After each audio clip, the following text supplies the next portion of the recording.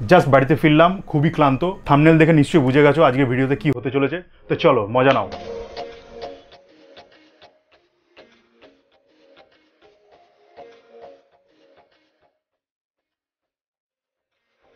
Hello guys, সবাইকে শুভ শারদিয়া আরও একবার। আমি সম্রাট, আর আমি চলে এসেছি আমার পরের ব্লগ নিয়ে। সবাইকে ওয়েলকাম আমার ব্লগ নাম্বার 14-এ।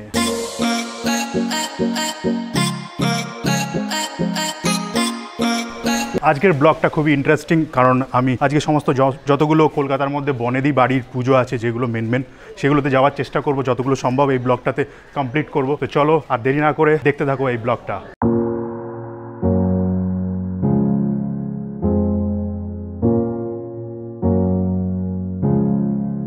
শোভাবাজার রাজবাড়ির দুটো বাড়ি রয়েছে, দুটো ভার্সন রয়েছে। তো প্রথম ভার্সন যেটা রয়েছে, প্রথম যে বাড়িটা রয়েছে যেটাতে যাচ্ছি, সেটা হচ্ছে গোবিন্দ বাড়ি নামে পরিচিত।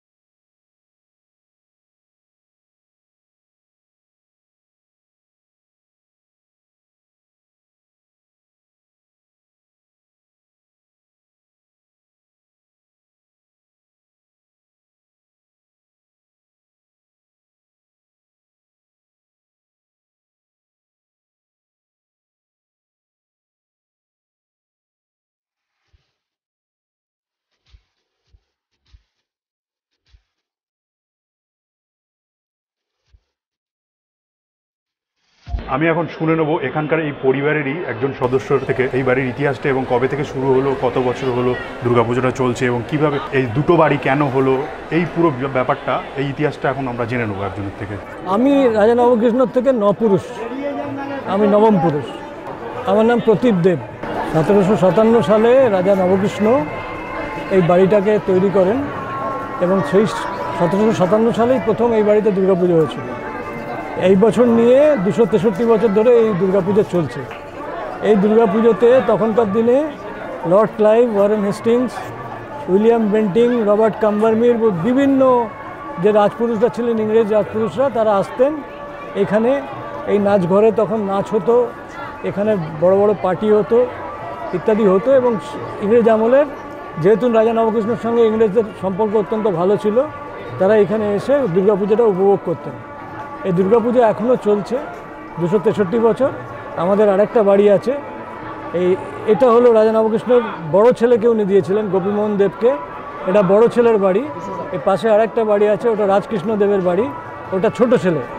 রাজা রাজকৃষ্ণ হলেন ওনার ছোট ছেলে। এই দু তরফের দুটো বাড়িতে দু জায়গাতেই পুজো হয়। এই পুজোর 40 বছর পরে ওই বাড়ির পুজো শুরু হয়েছে, ওই পুজোটাও এখনও চলছে। এটাই এই বাড়ির হিস্ট্রি।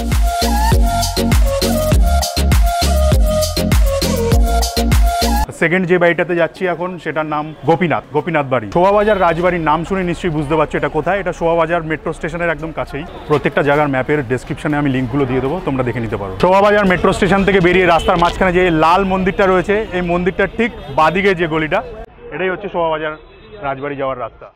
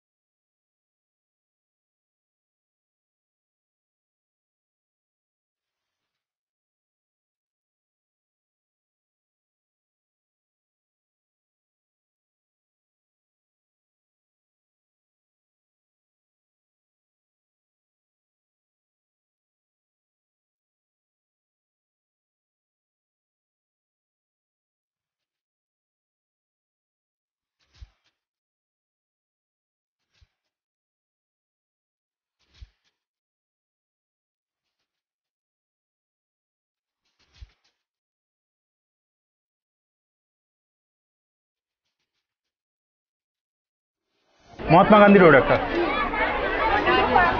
এখন মেট্রো করে যাচ্ছি মহাত্মা গান্ধী রোড। মেট্রোতে প্রচণ্ড ভিড় রয়েছে, আর বাইরে তো রোদ, দেখে নিশ্চয়ই বুঝতে পারছেন পুরো অবস্থা খারাপ।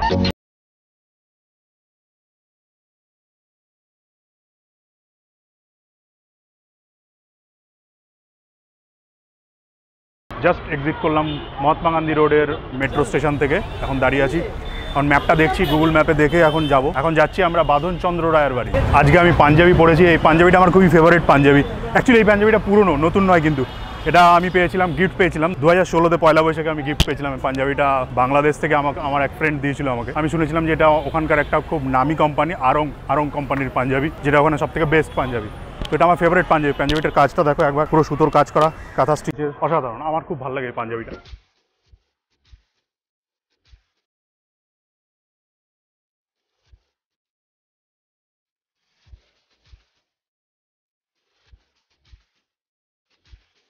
সঙ্গে আজকে এসছে আমার দিদিভাই, এসছে আমার জামাইবাবু, এসছে আর আমার এক ফ্রেন্ড আছে, ফ্রেন্ড কাম ভাই, ব্রাদার চন্দন। ওকে তো দেখেছেন, এর আগের ব্লগগুলোতেও দেখেছেন, ও রয়েছে। প্রতি বছর আমি সাউথ কলকাতারই আমি বেশিরভাগ ঠাকুরগুলো দেখি আর কি, পুজো দেখি, এবং ওখানেই কাটাই, পুজোটা কাটাই। কিন্তু অনেক বছর পর আমি নর্থ কলকাতায় বেরিয়েছি ঠাকুর দেখতে। লাস্ট পাবে নর্থ কলকাতায় আমি ঠাকুর দেখতে বেরিয়েছি, আমার মনে নেই। এত বড় একটা কলকাতা শহরের মধ্যে সবথেকে বেস্ট, মানে সবথেকে বড় ফেস্টিভ্যাল ওয়ার্ল্ডের মধ্যে, যেটা ইউনেস্কো স্বীকার করে নিয়েছে, স্বীকৃতি দিয়ে দিয়েছে অলরেডি। তো কিন্তু তবুও সুষ্ঠুভাবে যে এটা চলছে, এই যে পুজোটা চলছে, সেটা কিন্তু একদম আমাদের এখানকার ওয়েস্ট বেঙ্গল পুলিশ এবং কলকাতা পুলিশকে আমি একটা বড় থ্যাঙ্কস জানাতে চাই, যাদের কারণে কিন্তু এই সুন্দরভাবে ট্রাফিকটাকে নিয়ন্ত্রণ করে কোন জায়গা থেকে কোন গলি দিয়ে বেরিয়ে কোন ঠাকুরটা দেখতে পাবে, সুবিধা হবে। তো এই যে ডিজাইনটা করছে মানে তারা, এবং তাদের যে হেল্প করছে, যেইভাবে কন্ট্রোল করছে ট্রাফিককে, মানে সত্যি অতুলনীয়। এটা সারা পৃথিবীর কাছে একটা নজির আমি মনে করি। মানে এটা পৃথিবীর কাছে একটা চ্যালেঞ্জিং ব্যাপার আমি বলবো। পুলিশদের মানে যা কাজ করছে পুলিশটা আমাদের এখানে, থ্যাঙ্কস, আমার তরফ থেকে বিগ থ্যাঙ্কস।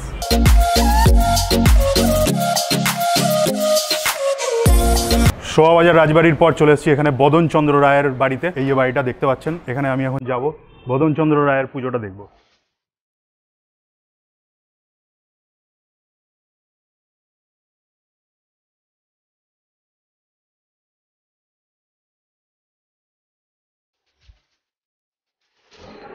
অসম প্লেস, মানে অসাধারণ জায়গা, মানে মাঝখানে এই যে জায়গাটা দেখুন, বৈঠকখানার মতো জায়গাটা, বসে আড্ডা মারার মতো। উফ। আমি দিলীপ কুমার রায়, এই বদনচাঁদ রায়ের বংশধর। এই যে ঠাকুর দালানে বসে আছি, এইখানে পুজো হচ্ছে 1858 সাল থেকে। আজ এবছর সেটা 162 বছর, 62তম দুর্গা পুজো। 1858 সাল থেকে প্রত্যেক বছর অনুষ্ঠান হয়ে আসছে। একমাত্র 1946 সালের এই ঠাকুর দালানে অনুষ্ঠান সম্ভব হয়নি, কারণ ওই সময় কলকাতায় দাঙ্গা লেগেছিল। এই কলুটোলা রায়বাড়ির, কেন কলুটোলা পাড়াতে যত বাঙালি হিন্দু ছিল সব এই স্থান ত্যাগ করেছিল। এবারে স্বাধীনতা হয়ে গেল 1947 সালের আগস্ট মাসে। 1947 সালের পুজো আমাদের শালকের ঠাকুরবাড়িতে হওয়ার কথা হয়ে গিয়েছিল। সেই পুজোটা ছোট করে হতো এখানে করা, তখনও এখানে আসার মতন অবস্থা হয়নি। কিন্তু তখনকার পুলিশ কমিশনার রায়বাহাদুর সত্যেন মুখার্জি, মহালয়ার পরে যে কোনো একদিন হবে, আমরা তখন বয়স আমাদের 4-5 বছর, আমার স্মৃতিতে এবং গল্প শুনেছি, উনি নিজের দায়িত্বে এই পুজো এখানে নিয়ে এসেছিলেন এবং সিকিউরিটি উনি দিয়েছিলেন লালবাজার থেকে। তারপরে আবার অ্যাজ ইউজুয়াল 47 সাল থেকে এই পুজো হয়ে আসছে। এখানে দেখতেই পাচ্ছেন বহু লোক এবারে দেখছি এসছে, পরিক্রমার লোক এসছে। একটা পার্টি এখানে লাঞ্চের ব্যবস্থা করেছে।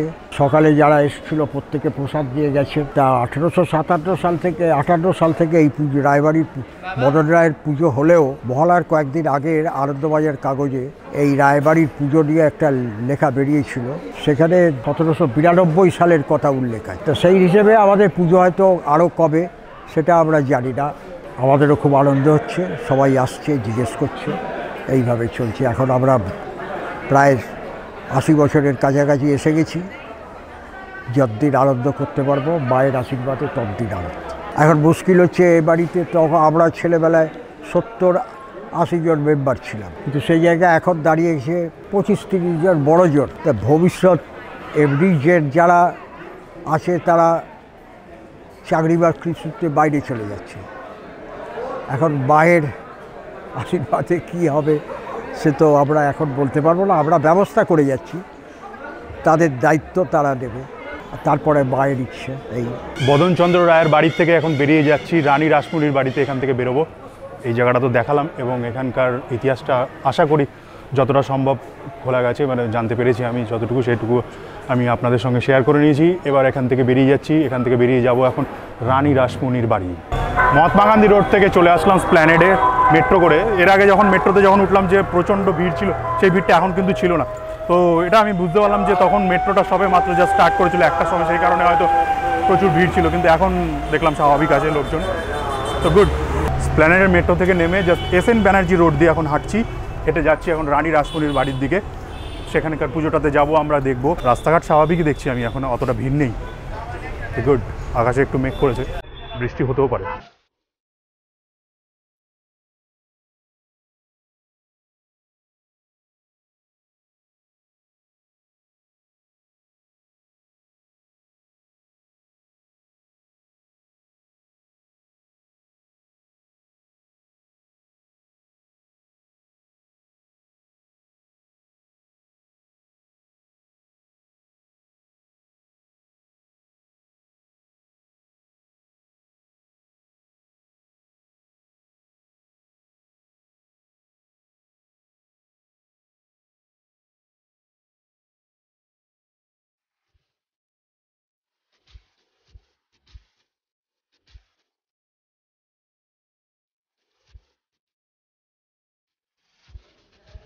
এই হচ্ছে রাজচন্দ্র, এই হচ্ছে রানী রাস।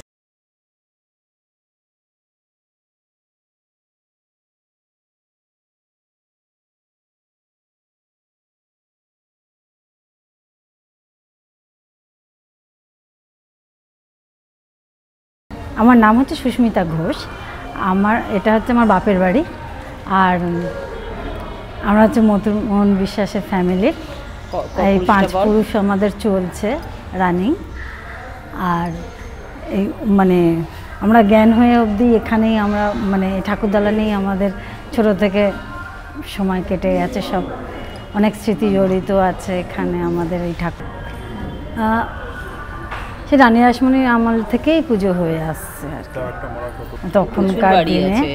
আর এই জানবাজারে তো আমাদের অনেকই বাড়ি রয়েছে, প্রত্যেক বাড়িতেই দাস বাড়ি, চৌধুরী বাড়ি, বিশ্বাস বাড়ি, সব বাড়িতেই, হাজরা বাড়ি, সব বাড়িতেই পুজো হয় আর কি, দুর্গা পুজো। আর এটা হচ্ছে মানে মথুরামোহন বিশ্বাসের ওনার ছোট মেয়ের বাড়ি, বিশ্বাসদের জগদম্বা দাসীর। রানী রাসমণির এক বাড়ির থেকে বেরিয়ে আমরা আরেকটা বাড়িতে যাচ্ছি, যেটা ওনারই এক মেয়ের বিয়ে হয়েছিল হাজরা পরিবারের সঙ্গে। সেই হাজরা বাড়ির পুজোর দিকে যাচ্ছি এখন আমরা।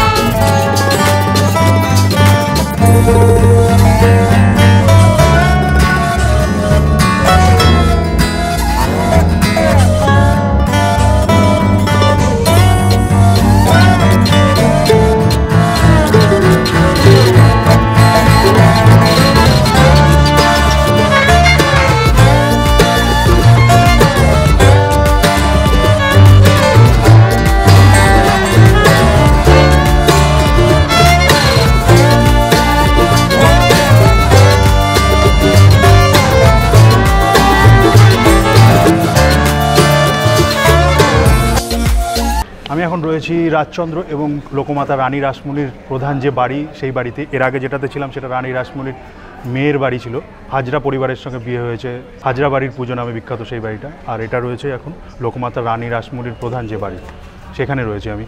এই হচ্ছে মণ্ডপ।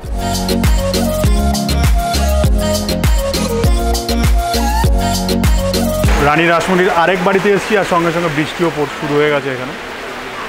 জাস্ট ও রোদও রয়েছে, বৃষ্টিও পড়ছে। এখন রয়েছি রানী রাসমণির আরেকটি বাড়িতে। এটা হচ্ছে আদি পুজো, রানী রাসমণির যে আদি পুজো, যেখানে পরমহংসদেব রামকৃষ্ণ, শ্রী শ্রী রামকৃষ্ণদেব পরমহংসদেব যেখানে যে বাড়িতে এসেছিলেন, পূজিত হয়েছিলেন, সেই বাড়িটায় রয়েছে। এটাই হচ্ছে মেন পুজোর স্থল। এই যে দেখতে পাচ্ছেন,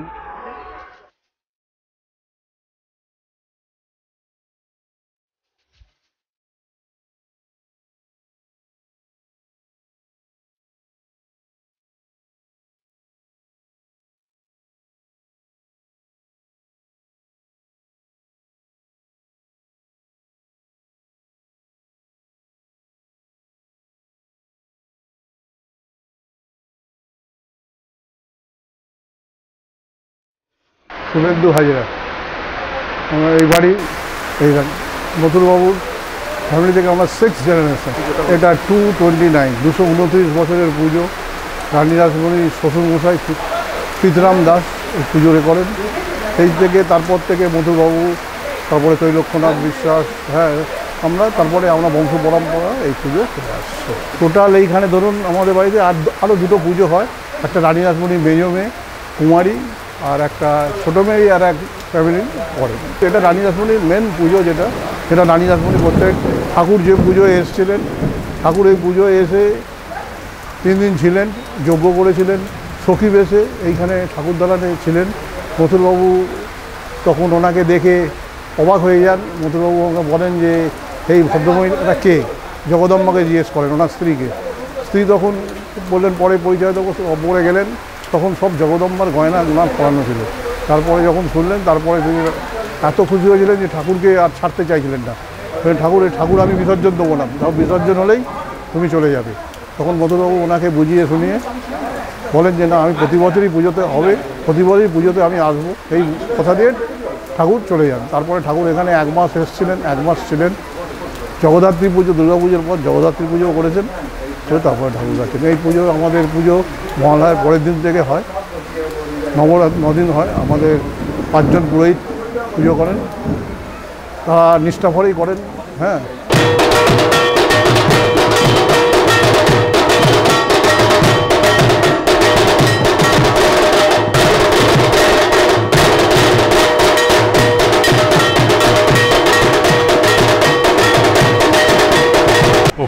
রোদে পুড়ে বৃষ্টিতে ভিজে একদম একাকার কাণ্ড। এখন তো পুরো বিধ্বস্ত অবস্থা যাকে বলে। তো এখন জাস্ট লাস্ট মোমেন্টে এসে রেস্টুরেন্টে এসে বসলাম। এত অবধি যদি ভিডিওটা দেখে থাকো তাহলে অবশ্যই লাইক না করে যাবে না, আর যারা যারা এখনও পর্যন্ত সাবস্ক্রাইব করনি অবশ্যই সাবস্ক্রাইব করবে, আর বেল আইকনটা হিট করতে ভুলবে না, তাহলে পরে নেক্সট ভিডিওর নোটিফিকেশানটা ফার্স্টে তোমার কাছেই যাবে। না, দশমীর ব্যাপারে আমি এখন কিছু বলতে চাই না, ওটা তো একটা মানে সারপ্রাইজ গিফট বলা যেতে পারে, এইটুকু বলতে পারি আমি। এই ক্লুটা অবশ্যই আমি দিয়ে রাখলাম, এর থেকে বেশি কিছু বলবো না। অবশ্যই দশমী ভিডিওটার জন্য অপেক্ষা করো, একটা খুব বড় সারপ্রাইজ আসতে চলেছে, তাই তো।